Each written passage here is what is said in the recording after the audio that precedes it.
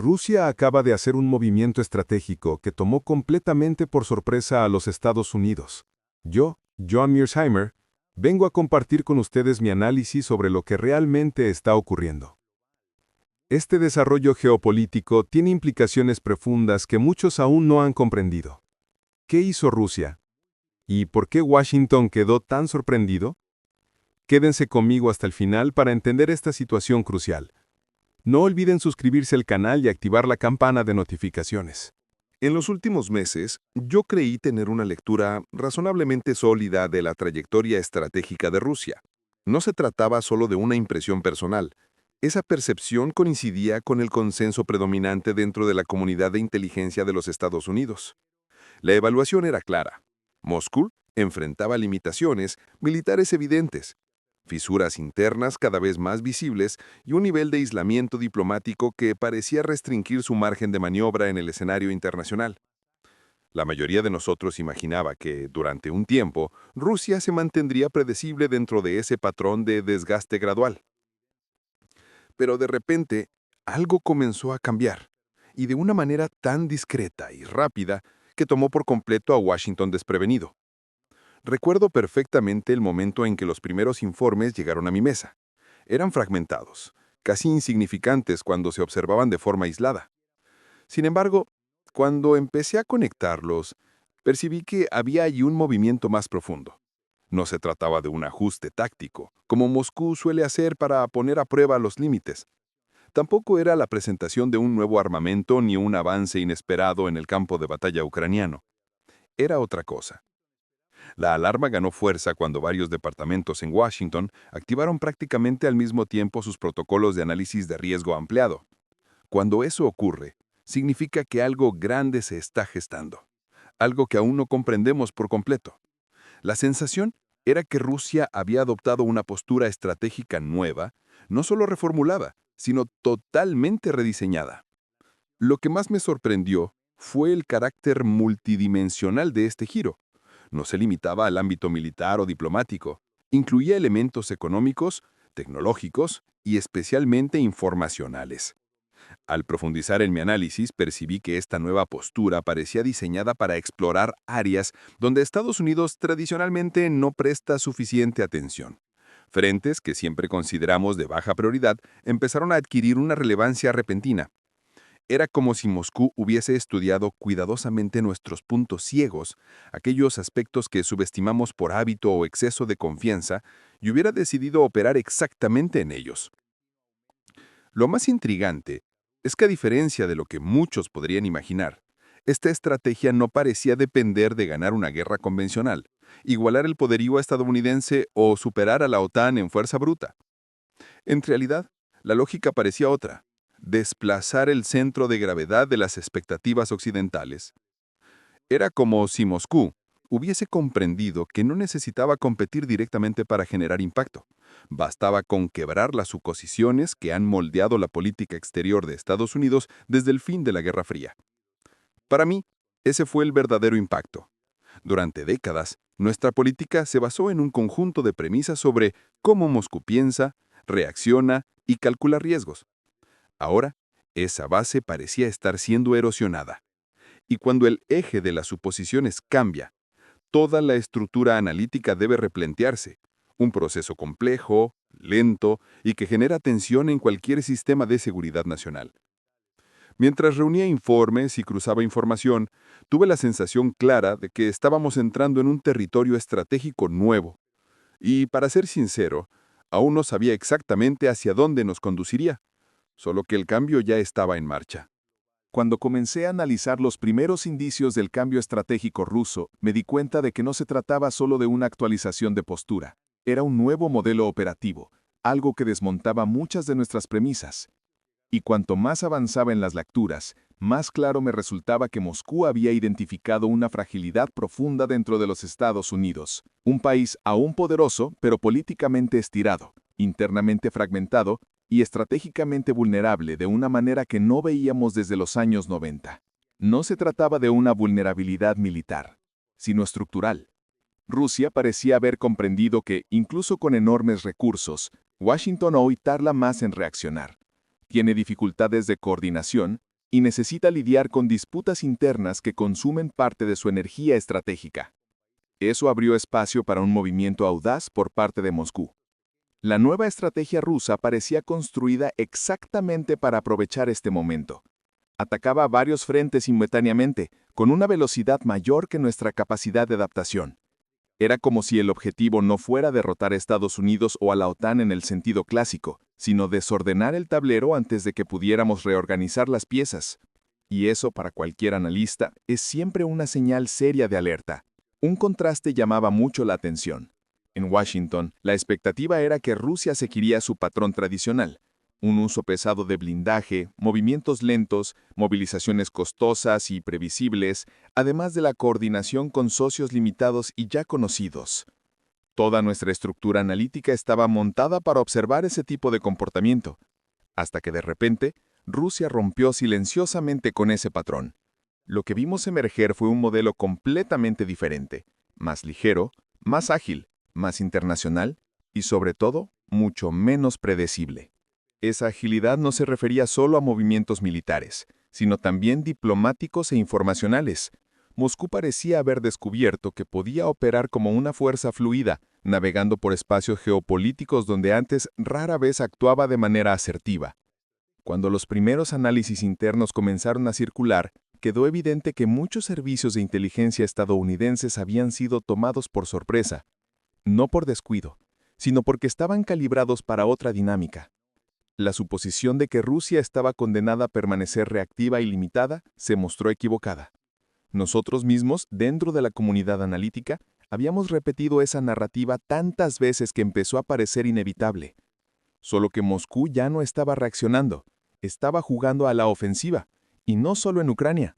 Su nuevo modelo operaba en todo el sistema global, buscando oportunidades en distintas regiones, ampliando asociaciones, utilizando herramientas económicas, informacionales y diplomáticas con una intensidad inusual. La lógica parecía ser la de saturar el entorno internacional con acciones simultáneas, dificultando cualquier respuesta coordinada. Mientras revisaba mis informes, comprendí que este movimiento lo cambiaba todo. Rusia no intentaba vencer por fuerza bruta, sino por velocidad y capacidad de sorprender. Era una estrategia que dependía menos de los recursos y más del timing. Y eso, en cierto modo, era lo que más inquietaba a Washington, porque exigía que repensáramos todo nuestro enfoque. Yo sabía que lo que vendría después sería aún más desafiante. Las primeras señales de que algo mayor estaba en marcha no surgieron de lugares obvios. Al contrario, aparecieron en regiones que Washington apenas monitoreaba, precisamente porque, durante décadas, parecían irrelevantes para la estrategia rusa. Recuerdo la sorpresa del equipo cuando comenzamos a registrar un aumento repentino de actividad diplomática de Moscú en áreas donde su presencia había sido mínima desde el fin de la Guerra Fría. No eran visitas protocolares. Eran encuentros discretos, conversaciones prolongadas y agendas que escapaban al patrón tradicional. Eso llamó mi atención desde el principio. En paralelo, empezaron a aparecer informes sobre pequeños acuerdos militares, casi simbólicos, firmados con diversos países. Aislados, parecían gestos marginales, de esos que raramente alteran el equilibrio geopolítico. Pero cuando empecé a conectarlos, el panorama era otro. Había coherencia, intención y ritmo. Era como observar puntos sueltos en el mapa que de repente formaban una red inesperada. Esa percepción trajo una sensación de inquietud que crecía con cada nuevo informe. Otro indicador importante surgió de regiones más cercanas a nosotros. Aparecieron evidencias de un aumento en la actividad de operativos de inteligencia rusos en América Latina, nada escandaloso o explícito, pero suficiente para sugerir que Moscú estaba probando nuevas áreas de actuación. Eso me impactó, porque revelaba una confianza renovada por parte de Rusia para explorar entornos donde antes avanzaba con extrema cautela. Al mismo tiempo, comenzaron a surgir señales de redes financieras que conectaban Moscú con estados sometidos a sanciones occidentales.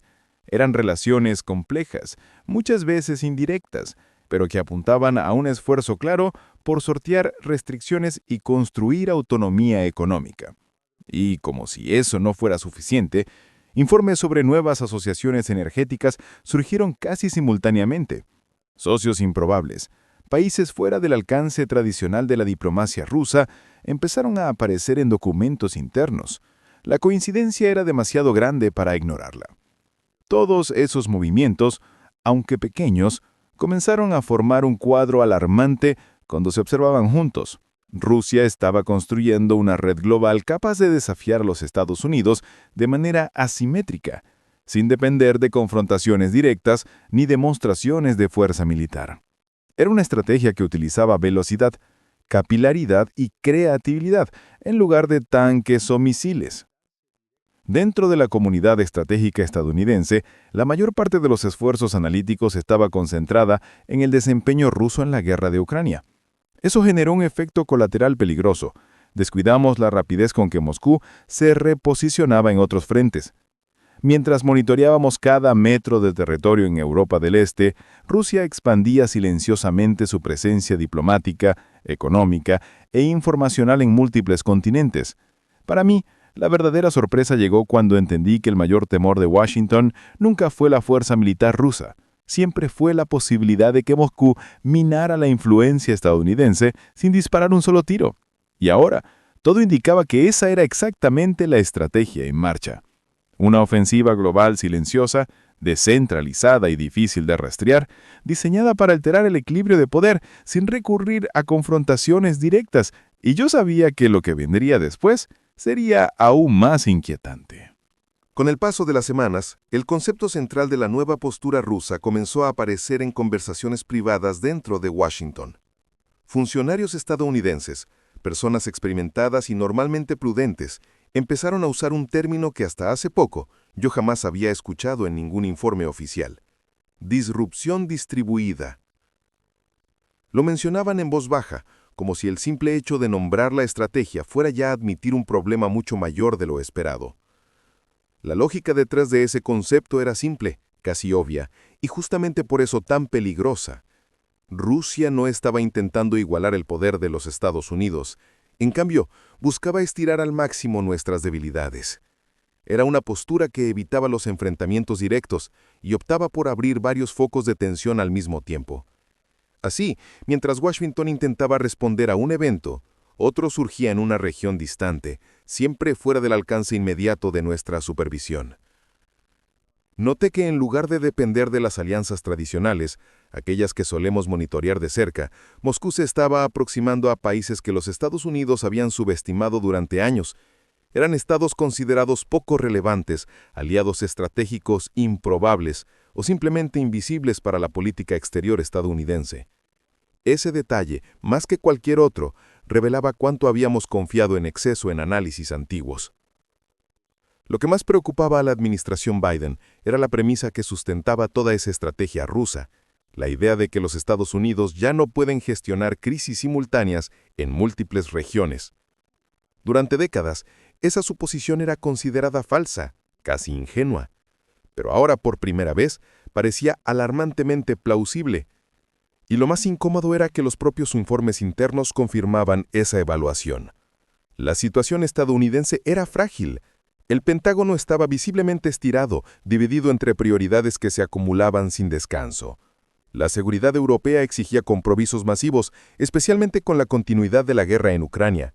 Medio Oriente seguía inestable, con riesgos imprevisibles acumulándose en varias frentes. Al mismo tiempo, las tensiones entre Estados Unidos y China continuaban creciendo, aumentando la necesidad de un monitoreo constante en el Indo-Pacífico.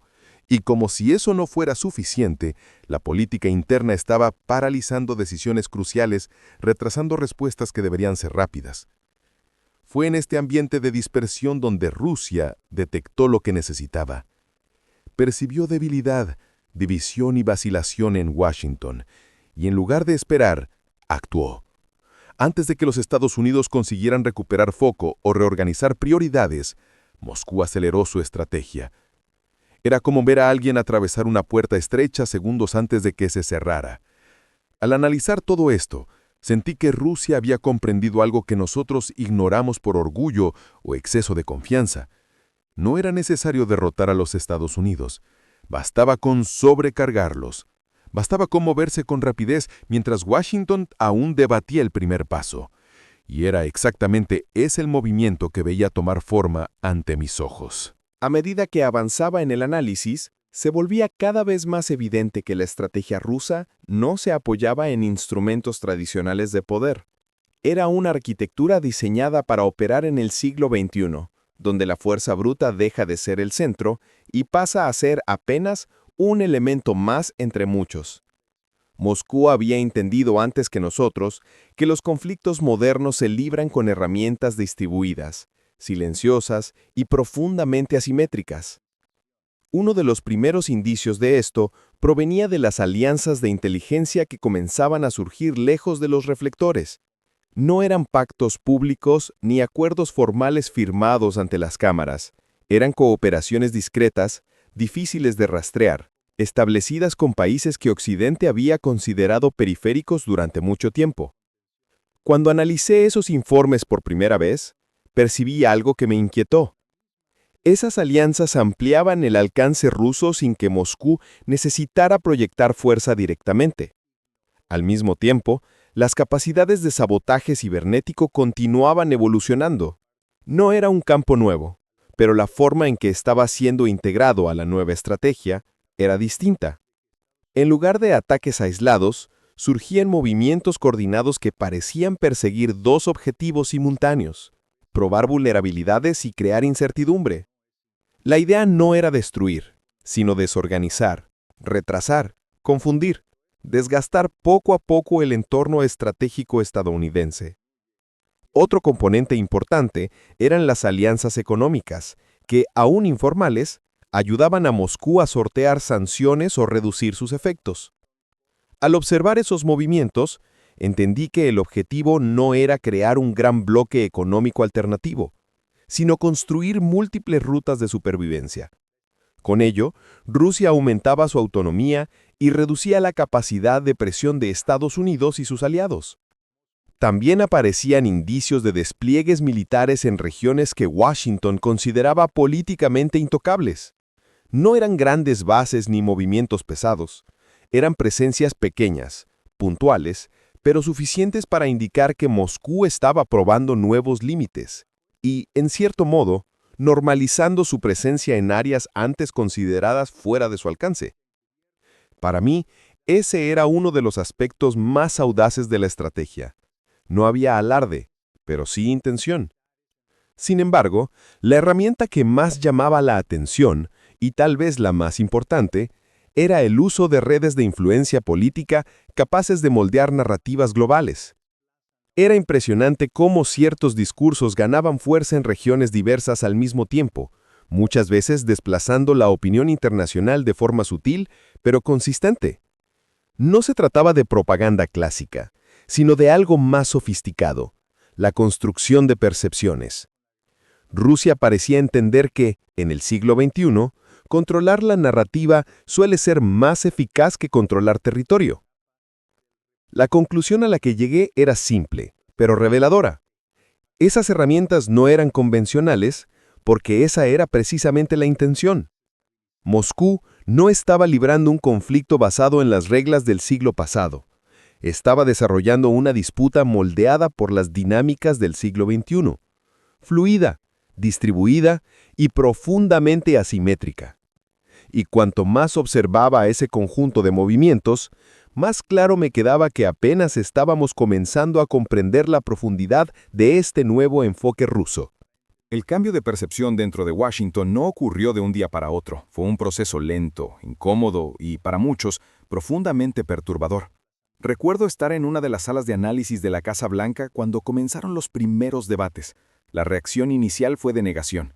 Durante semanas, mis colegas intentaron interpretar la actividad global rusa como resultado de desesperación, improvisación o incluso un intento de distraer al mundo de sus dificultades internas y del desgaste provocado por la guerra. Era una explicación simple, familiar, casi reconfortante. Pero pronto se mostró insuficiente. Cuando los informes de inteligencia empezaron a llegar de forma más consistente, y sobre todo cuando esos informes revelaron patrones coordinados, todo cambió. La narrativa de improvisación perdió fuerza rápidamente. Comencé a notar un silencio distinto durante las reuniones. El tipo de silencio que solo aparece cuando todos se dan cuenta de que han estado mirando en la dirección equivocada. La sensación de sorpresa se transformó en inquietud y la inquietud pronto se convirtió en preocupación estratégica. Según personas cercanas al Consejo de Seguridad Nacional, la evaluación interna sufrió un giro drástico. La nueva postura rusa dejó de ser vista como un simple ajuste y pasó a ser tratada como un punto de ruptura estratégico. Era el reconocimiento de que Moscú había abandonado cualquier rastro de contención defensiva. Ahora se dedicaba abiertamente a construir influencia global con la misma intensidad que venía aplicando en Europa Oriental. Las consecuencias de ese cambio eran enormes. Incluso un éxito parcial de la estrategia rusa podría poner a prueba la arquitectura del liderazgo estadounidense de maneras para las que Washington no estaba preparado. Siempre consideré que el poder de Estados Unidos dependía tanto de su capacidad real como de la percepción de dominio. Esa percepción es lo que sostiene alianzas, lo que garantiza cooperación, lo que permite que las decisiones estadounidenses tengan peso global. Si esa imagen empieza a deteriorarse, todo alrededor se vuelve frágil. Y era exactamente eso lo que preocupaba a los formuladores de política exterior. Si Rusia generaba fricción suficiente en distintas regiones, aunque fuera de manera limitada, eso podría afectar la percepción internacional sobre la capacidad de Estados Unidos para controlar el entorno global. Cuando esa confianza se erosiona, las alianzas comienzan a debilitarse. Países antes alineados empiezan a diversificar sus asociaciones. La influencia disminuye y, con el tiempo, el poder se disuelve de forma casi invisible. Por eso, Estados Unidos entró en un estado de alerta máxima. No se trataba solo de reaccionar a movimientos puntuales, sino del hecho de que Moscú había tomado la iniciativa estratégica. La Casa Blanca sabía que estaba reaccionando tarde, y ese retraso siempre es peligroso en el juego geopolítico. La pregunta que se repetía en cada reunión era simple pero urgente. ¿Cómo alcanzar a una Rusia que ya está varios pasos por delante, y hacerlo antes de que el costo se vuelva irreversible? Yo, observando todo esto desde dentro, tenía la clara sensación de que la disputa acababa de entrar en una fase completamente nueva, y el desenlace aún no estaba lejos de ser visible. Con el avance de los análisis y la creciente comprensión de la nueva postura rusa, comencé a notar un sentimiento recurrente entre los planificadores estratégicos estadounidenses. No era la fuerza bruta de Moscú lo que generaba mayor preocupación, sino su imprevisibilidad. Durante décadas, toda la estructura de seguridad de Estados Unidos operó sobre una premisa que parecía sólida, la idea de que Rusia se comportaría de manera racional y predecible, siguiendo patrones tradicionales, repitiendo movimientos conocidos y respondiendo dentro de límites comprensibles. Pero esa premisa se desgastó silenciosamente y ahora se rompía ante nuestros ojos. La Rusia actual no se comportaba como el actor cauteloso al que muchos estábamos acostumbrados a observar. En cambio, actuaba como un poder que siente que tiene poco que perder y mucho que ganar. Ese cambio hacía sus movimientos más audaces, más rápidos y sobre todo más difíciles de anticipar. Cuando analicé ese comportamiento por primera vez, percibí que Moscú parecía operar con una libertad inusual, cuestionando y desestabilizando el statu quo siempre que identificaba alguna ventaja. No era imprudencia, sino cálculo. Y eso lo volvía aún más preocupante. Para Washington, esa combinación de imprevisibilidad y capacidad real de acción formaban un escenario incómodo. Muchos de mis colegas describían esa sensación como navegar en la niebla. Sabemos que hay un obstáculo adelante, pero no podemos ver con claridad dónde está exactamente. Y en geopolítica, la incertidumbre es siempre un multiplicador de riesgo. Cuando comencé a comparar la situación de las dos potencias, noté otro cambio que pocos discutían abiertamente, pero que era cada vez más evidente. Rusia puede no tener los recursos económicos de Estados Unidos, ni el mismo nivel de alianzas consolidadas. Puede no contar con un sistema financiero dominante, ni con la presencia militar global del mismo alcance. Pero en compensación, parecía poseer algo que Washington ha perdido con el tiempo: claridad estratégica. Esa claridad no es un concepto abstracto. Se manifiesta en objetivos consistentes, foco permanente y capacidad de ajustar los medios con precisión. Rusia, incluso enfrentando limitaciones, conseguía definir metas y seguir una línea relativamente estable.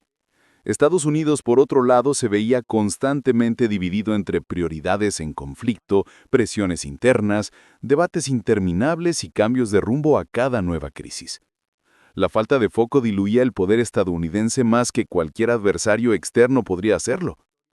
Cuando la claridad estratégica se combina con agresividad calculada, funciona como un multiplicador de fuerza. Eso fue lo que más me llamó la atención durante los análisis. Moscú estaba utilizando sus recursos de forma afilada, maximizando cada movimiento mientras Washington intentaba equilibrar múltiples tableros al mismo tiempo. No era una disputa entre gigantes iguales, sino un duelo entre un actor concentrado y otro disperso. Y mientras observaba cómo se desarrollaba esta dinámica, comprendía que el elemento más peligroso no era lo que Rusia ya había hecho, sino lo que aún podría hacer precisamente por operar fuera de los patrones que alguna vez consideramos confiables. Sospechaba que la próxima etapa de esta disputa sería aún más tensa. Para comprender realmente por qué Washington está tan inquieto, es necesario observar la segunda capa del reposicionamiento ruso, el desplazamiento estratégico. Esa capa, para mí, fue la más reveladora. Mientras la primera mostraba intención y cambio de postura, la segunda explicaba cómo esa intención se materializaba en la práctica. Y fue precisamente esa combinación de propósito y ejecución lo que encendió todas las señales de alerta dentro de la comunidad de seguridad estadounidense. Rusia, a pesar de sus recursos limitados, venía utilizando lo que tenía de manera sorprendentemente eficiente. Su objetivo no era competir en arenas tradicionales, donde Estados Unidos continúa siendo muy superior, sino desplazar la influencia estadounidense en áreas consideradas secundarias por Washington. Cuando empecé a mapear esas regiones, el patrón quedó claro. África, América Latina, Asia Central, Oriente Medio e incluso partes del sudeste asiático. Regiones diversas, pero con algo en común: presencia estadounidense reducida, gobernanza frágil y, en muchos casos, sentimientos antiamericanos ya existentes. Lo más intrigante para mí fue percibir cómo Moscú veía en estas áreas oportunidades de bajo costo y alto impacto. Mientras Washington las trataba como periferia estratégica, Rusia las veía como puntos de entrada. En algunos de estos lugares, la simple presencia de un nuevo actor, incluso con pocos recursos, ya alteraba el equilibrio local. Eso mostraba una genialidad que yo no esperaba encontrar.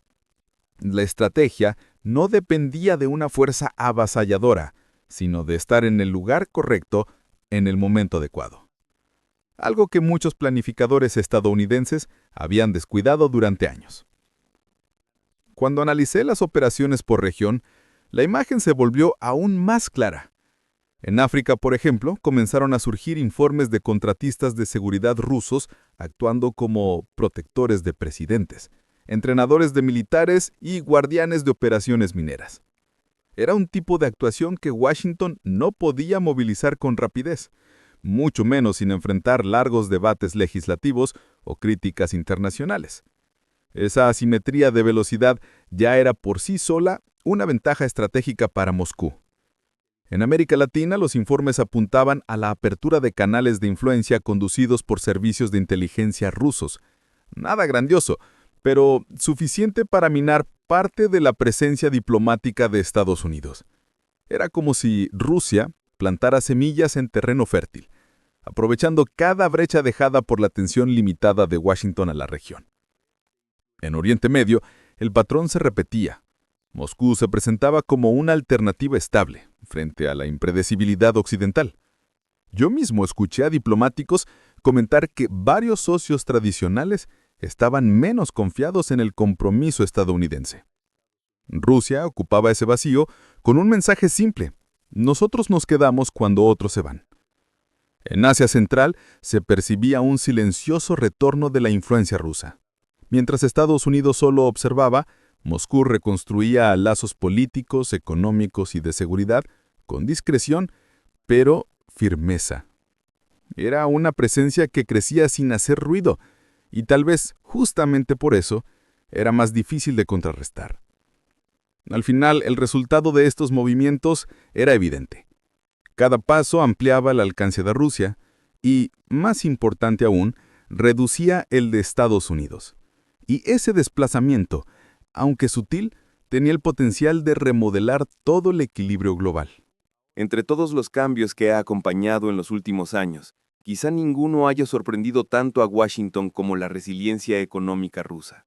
Durante mucho tiempo, dentro de la Casa Blanca y entre analistas de seguridad, existía la expectativa de que Moscú no resistiría el peso acumulado de las sanciones, la presión militar continua y el aislamiento financiero impuesto por accidente. Era una previsión que, repetida tantas veces, terminó convirtiéndose casi en un consenso. Yo mismo escuché a innumerables especialistas afirmar que la economía rusa estaba destinada al colapso. Pero lo que ocurrió fue exactamente lo contrario de lo previsto. Cuando empecé a revisar los informes más recientes, percibí algo inquietante. Moscú se había adaptado mucho más rápido de lo que casi todos consideraban posible. Esa adaptación no ocurrió de manera improvisada, sino como parte de un proceso deliberado, calculado y sorprendentemente eficiente. Rusia, bajo presión, decidió reorganizar su base económica, y para ello se volcó intensamente hacia Asia. Ese movimiento abrió puertas que hasta entonces muchos consideraban secundarias o poco relevantes. La primera gran adaptación vino precisamente de esa aproximación asiática. Con nuevos canales comerciales, instituciones financieras alternativas y asociaciones energéticas reorientadas, Moscú logró mitigar parte de los impactos esperados de las sanciones. Luego, los informes señalaron la creación de redes financieras paralelas, con estructuras capaces de reducir la dependencia de mecanismos controlados por Occidente. Para mi sorpresa, esas redes no eran improvisadas, sino técnicamente sofisticadas, lo que permitía una mayor autonomía en las transacciones internacionales. Otro punto que llamó mi atención fue la reorganización de las cadenas de suministro. Rusia, forzada por las circunstancias, creó rutas alternativas e identificó nuevos proveedores, muchas veces en mercados donde antes actuaba de forma modesta. Esa reestructuración tuvo dos efectos inmediatos: diversificación y mayor control sobre sectores considerados estratégicos. En paralelo, los flujos energéticos fueron redirigidos aceleradamente, creando nuevos compradores y reduciendo la dependencia de los mercados occidentales. El resultado de ese conjunto de adaptaciones era claro en mis análisis. Mientras Occidente creía que la economía rusa se volvería frágil y dependiente, Moscú estaba construyendo sistemas más resilientes, flexibles y, sobre todo, menos vulnerables a la influencia estadounidense. Esa transformación era perceptible no solo en indicadores económicos, sino también en la postura política de Rusia en el escenario internacional. La confianza renovada que observábamos parecía derivar justamente de esa capacidad inesperada de supervivencia y reinvención. Lo que más impresionó a Washington fue la manera en que Moscú comenzó a aprovechar esas adaptaciones para operar de manera más asertiva en el sistema global. Con redes económicas fortalecidas y nuevos socios consolidados, Rusia contaba ahora con una base que le permitía actuar sin temer tanto las consecuencias, y eso alteraba significativamente el cálculo estratégico estadounidense. La impresión que tenía mientras reunía todos esos datos era que Washington nuevamente estaba corriendo detrás de los acontecimientos. En lugar de marcar el ritmo, reaccionaba paso a paso, siempre un poco tarde. La resiliencia económica rusa, antes subestimada, se había convertido en un nuevo elemento central de esta disputa y un elemento que el gobierno estadounidense ya no podía ignorar. Después de meses analizando cada movimiento ruso y observando el cambio gradual de percepción dentro de Washington, llegué al punto más delicado de toda esta evaluación: entender cuál es, de hecho, el objetivo final de Moscú. Y, para mi sorpresa, la respuesta no encajaba en las narrativas tradicionales que durante años alimentaron debates políticos, académicos y militares en Estados Unidos. Rusia no parece buscar aquello que tantos analistas estadounidenses insistieron en repetir durante décadas. Moscú no intenta reconstruir la Unión Soviética, ni restaurar un imperio territorial extenso. Tampoco muestra intención de dominar Europa o enfrentarse a Estados Unidos tanque por tanque, misil por misil.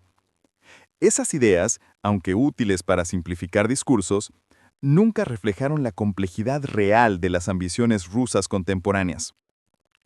Con el tiempo comprendí que insistir en esas interpretaciones solo nos cegó para lo que realmente importaba. El verdadero objetivo de Moscú es mucho más estratégico y de largo plazo: remodelar el sistema internacional de modo que erosione el poder estadounidense y amplíe su propia relevancia. No se trata de sustituir a Estados Unidos, sino de crear un entorno en el que la influencia estadounidense sea solo una entre varias, y no la dominante. Ese enfoque, al contrario de lo que muchos creían, no nació del acaso. Es resultado de adaptación, necesidad y cálculo. Al observar este movimiento en su conjunto, pasé a interpretar la estrategia rusa no como una sorpresa, sino como una respuesta natural a presiones acumuladas. Para Moscú, esta postura representa un mecanismo de supervivencia y un contraataque estratégico frente a un sistema internacional que, durante años, operó mayoritariamente bajo parámetros definidos por Washington. En lugar de confrontar directamente ese sistema, Rusia intenta reformarlo mediante acciones distribuidas, alianzas improbables y presencia selectiva en regiones clave. Cuando compartí esta perspectiva en reuniones internas, noté que muchos colegas empezaban a llegar a la misma conclusión. Había, finalmente, un reconocimiento silencioso de que Washington había subestimado profundamente la capacidad de Rusia para reinventar su enfoque geopolítico bajo presión. Esa subestimación no era solo un error analítico, era una falla estructural alimentada por la confianza excesiva en que sanciones, aislamiento y desgaste interno serían suficientes para limitar permanentemente a Moscú. No lo fueron. La verdadera conclusión, la que emergió tras analizar decenas de informes y seguir de cerca cada operación rusa alrededor del mundo, era clara. Moscú estaba construyendo una red global capaz de desafiar asimétricamente a Estados Unidos en múltiples continentes. Una red cuyo impacto no dependía de un poder militar superior, sino de timing, flexibilidad y claridad estratégica. Para mí, ese fue el punto final de esta primera etapa de análisis. No porque la historia haya terminado, sino porque la comprensión fundamental estaba por fin a la vista. Rusia no buscaba repetir el pasado, buscaba moldear el futuro. Y ahora correspondía a Washington decidir cómo responder, si continuaría corriendo detrás de los acontecimientos o si finalmente aprendería a anticiparlos. ¿Y ustedes qué piensan sobre este movimiento ruso? ¿Están de acuerdo con mi análisis? Dejen su comentario aquí abajo, compartiendo sus opiniones. Si este video les resultó útil, dejen su like, suscríbanse al canal y activen la campana de notificaciones para recibir más análisis sobre geopolítica. Compártenlo con sus amigos interesados en política internacional. Gracias por ver el video y hasta el próximo.